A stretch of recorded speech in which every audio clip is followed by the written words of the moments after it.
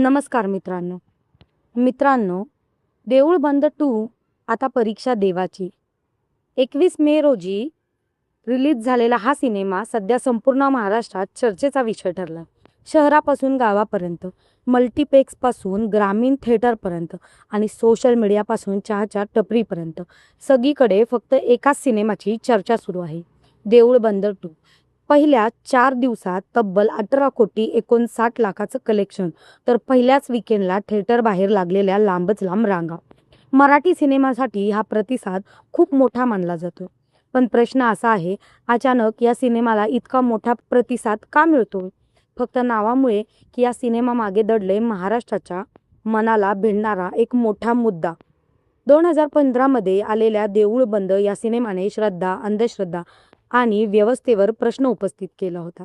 आणि आता तब्बल 11 वर्षांनी आलेल्या देऊळ बंद 2 ने पुन्हा एकदा समाजासमोर आरसा उभा केलाय. पण यावेळी विषय आणखीन गंभीर आहे. दुष्काळ, कर्जबाजारीपणा आणि आत्महत्येच्या उंबरठ्यावर पोहोचलेला शेतकरी. हा फक्त सिनेमाचा विषय नाही, तर महाराष्ट्राच्या मातीचं वास्तव आहे. दरवर्षी हजारो शेतकरी संकटात सापडतात. कोणी पावसाअभावी, तर कोणी कर्जाच्या ओझ्याखाली. एका बाजूला कोरडी पडलेली शेती आणि दुसऱ्या बाजूला बँकेची नोटीस. याच वास्तव्यावर हा सिनेमा थेट बोट ठेवतो. पण देऊळ बंद 2 फक्त शेतकऱ्यांच्या वेदना दाखवत नाही, तर तो एक मोठा प्रश्न विचारतो. जर देव आहे, तर शेतकरी इतका असह्य का? आणि तेच या सिनेमाची खरी ताकद दिसते. कारण या कथेत एक साधा शेतकरी महिला थेट स्वामी समर्थांनाच प्रश्न विचारताना दिसते. ती देवावर श्रद्धा ठेवते आणि त्याच वेळी न्यायही मागते. ती विचारते, फक्त भक्ती करून पोट भरतं का? देव खरोखर मदतीला येतो का? आणि जर येत असेल, तर मग इतक्या प्रार्थनांचा अर्थ काय? हे संवाद थिएटरमध्ये टाळ्या आणि शिट्ट्या मिळवत आहे. कारण हे फक्त सिनेमातील संवाद नाही, तर लाखो लोकांच्या मनात दडलेले प्रश्न आहेत. ग्रामीण महाराष्ट्रात हा सिनेमा इतका जोडला जाण्याचं हेच मोठं कारण मानलं जाते. कारण हा सिनेमा त्यांच्या आयुष्याशी जोडलेला वाटते. एका शेतकऱ्याचे दुःख, एका आईची हतबलता आणि जगण्यासाठी सुरू असलेली धडपड, हे सगळं इतक्या वास्तववादी पद्धतीने दाखवलं गेले, की प्रेक्षक भावुक होताना दिसत आहेत. काही ठिकाणी तर थिएटरमधून बाहेर पडताना लोकांच्या डोळ्यात अश्रूही दिसले. सोशल मीडियावरही या सिनेमाचे अनेक क्लिप्स व्हायरल होत आहेत. विशेषतः स्वामी समर्थांना प्रश्न विचारणारा सीन. या एका सीननेच लोकांचं लक्ष वेधून घेतले. काही लोकांनी या सिनेमाचे कौतुक केलं, तर काहींनी यावर टीका केली. कारण धार्मिक भावना आणि वास्तववादी प्रश्न या दोन्हींचा संघर्ष या सिनेमात दिसतो. पण वाद वाढला तशी सिनेमाची चर्चा आणखीन वाढत गेली. आणि कधी कधी वादातच एखाद्या सिनेमासाठी मोठं प्रमोशन ठरतं. देऊळ बंद 2 बाबतीतही तसंच झालं.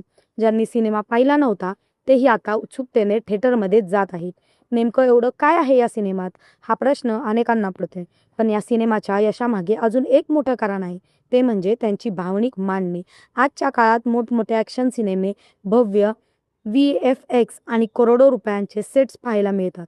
पण देऊळ बंद 2 ने एक साधी कथा निवडली, एक शेतकरी कुटुंबाची कथा, आणि हीच साधेपणा प्रेक्षकांना भावताना दिसतं. कारण लोकांना आता वास्तवाशी जोडलेली कथा पाहायची आहेत. त्यांना त्यांच्या आयुष्याचं प्रतिबिंब पडद्यावर पाहायचं आहे. आणि देऊळ बंद 2 हेच करताना दिसतो. या सिनेमातील संवाद, पार्श्वसंगीत आणि ग्रामीण वातावरण, हे सगळं इतकं नैसर्गिक वाटतं, की प्रेक्षक पूर्णपणे कथेत हरवून जातात.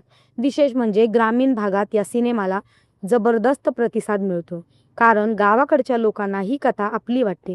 त्यांच्या संघर्षाची, त्यांच्या भावनाची आणि त्यांच्या प्रश्नांची. अनेक प्रश्न सोशल मीडियावर लिहित आहेत, हा सिनेमा नाही, तर आमचं वास्तव आहे. तर काही लोक म्हणत आहेत, पहिल्यांदाच कोणीतरी शेतकऱ्याच्या वेदना इतक्या स्पष्टपणे दाखवल्या. या सिनेमाच्या यशामुळे मराठी चित्रपटसृष्टीतही नव्या चर्चांना सुरुवात झाली आहे. कारण मोठ्या बजेटशिवाय, मोठ्या स्टारशिवाय फक्त दमदार विषयाच्या जोरावर सिनेमा सुपरहिट होऊ शकतो, हे देऊळ बंद 2 ने सिद्ध करून दाखवलं. विशेष म्हणजे तरुण वर्गही हा सिनेमा मोठ्या प्रमाणात पाहताना दिसतो. कारण त्यांना या सिनेमातून फक्त मनोरंजन नाही, तर एक सामाजिक वास्तवही पाहायला मिळते. आणि कदाचित याच कारणामुळे हा सिनेमा फक्त थिएटरपुरता मर्यादित राहत नाही, तर लोकांच्या चर्चेचा भाग बनतो. आता प्रश्न आहे, देऊळ बंद 2 फक्त सिनेमा आहे, की महाराष्ट्राच्या वेदनांना आवाज देणारी एक चळवळ?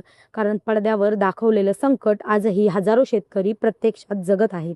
आजही कुठेतरी एकदा एखादा शेतकरी पावसाकडे डोळे लावून बसलाय.